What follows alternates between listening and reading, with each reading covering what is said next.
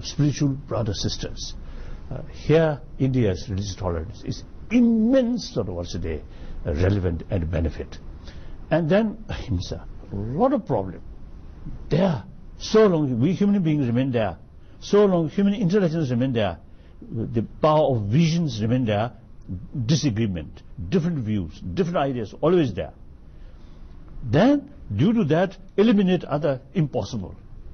We have to find, on the basis of mutual sort of interest, mutual goal, that's better world, happier world. Work together. And each individual, small interest, you can keep. But our common responsibility is better world, happier world, peaceful world. So therefore, India's century-old sort of tradition of ahimsa, I think Mahatma Gandhi, at that time, you see, he really made contribution. Now we need more active these modern facility. Now must be utilized in order to use for hatred or division or propaganda. I think use for what's the meaningful concept of human being, ahimsa, religious tolerance. So I really want to tell you, and through you tell millions of Indian Guruji now should be active. I am just a messenger. Messenger will carry India's message wherever I go. Till now I carry, just for my life I will carry. Now my boss must be active. It is not sufficient. Just a messenger go here and there, and my boss remains like that. It is wrong. Must be active.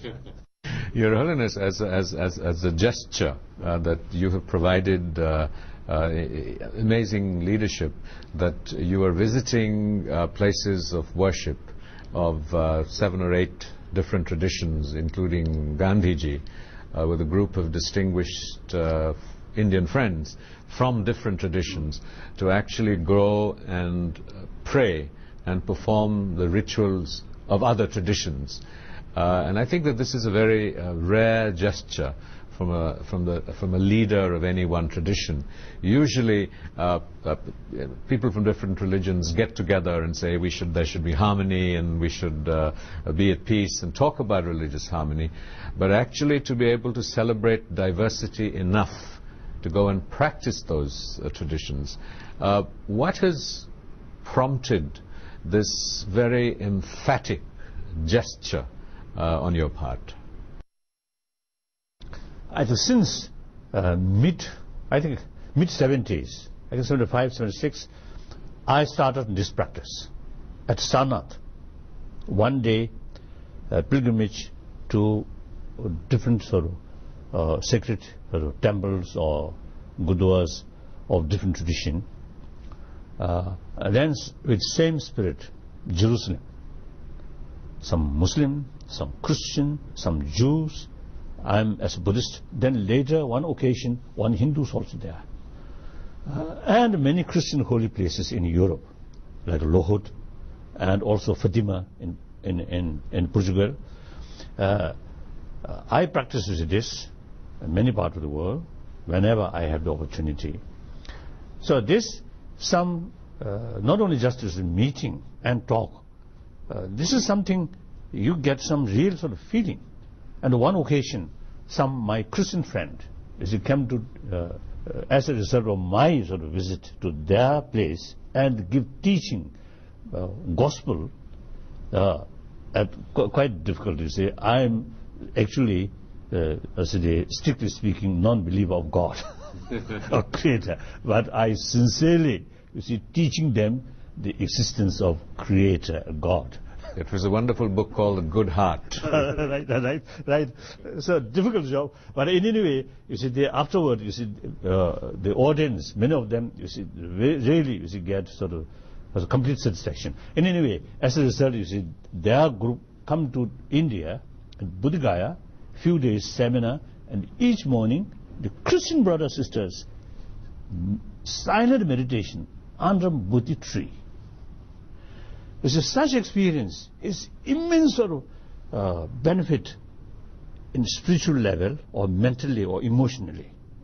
Not only they showing friendship, but also, you see, they share some of deeper experience of vibration in these different holy places. So now I'm very, very happy.